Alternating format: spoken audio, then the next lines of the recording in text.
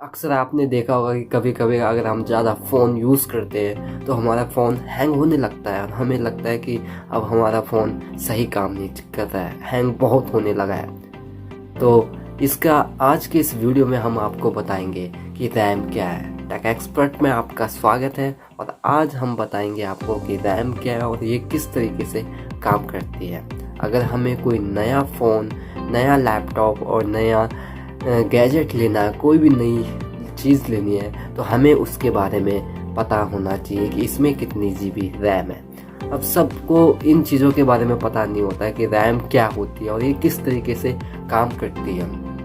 RAM को अगर हम इसका फुल फॉर्म की बात करूँ मैं तो इसका फुल फॉर्म होता है रैंडम एक्सेस मेमोरी। इसके फुल फॉर्म से इसके बारे में इतना अच्छे से पता नहीं लग पाता है कि ये क्या चीज़ है। हम इसे एक उदाहरण के लिए लेते हैं। मान लीजिए कि आप किसी ऑफिस में काम कर रहे हो और आपको चाहिए फाइल जो कि दूसरे कमरे में रखी है, दूसरे ऑफिस में रखी है। आपको वहाँ से उस फाइल को उठाना है और फिर अपने जो जिस पे आप काम करते हैं डेस्कटॉप पे उस पर रख के उस पर काम करना है।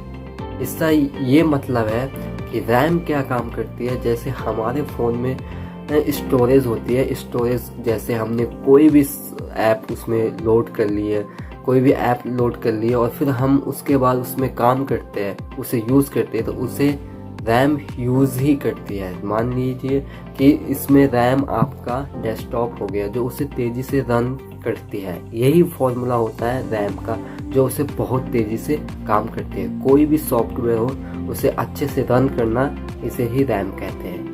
रैम का मतलब होता है कि जैसे हमें फेसबुक चलाना है, यूट्यूब चलाने, गाने सुनने आज के डेट में तो हर जगह रैम का यूज़ होने लगा है और रैम बहुत तेज़ी से काम करती है। जैसे अगर मुझे यूट्यूब चलाना है तो मैं यूट्यूब चलाता हूँ, मुझे गाने चलाने हैं गाने, मुझे किसी को मैसेज चलना है, मल्टीपल टास्किंग हम इसमें काम कर सकते हैं। उसमें रैम का परफॉर्मेंस बहुत अच्छा होता है। जितनी ज़्यादा जीबी की रैम होगी फ़ोन में उतना फ़ोन तेज़ी से काम करेगा और हमें कोई भी दिक्कत नहीं होगी।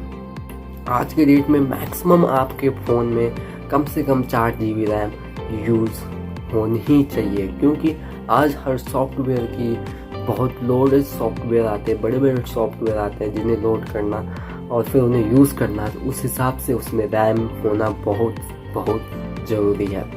आई होप यू कि आपको समझ में आया होगा कि रैम क्या है और रैम किस तरीके से काम करता है।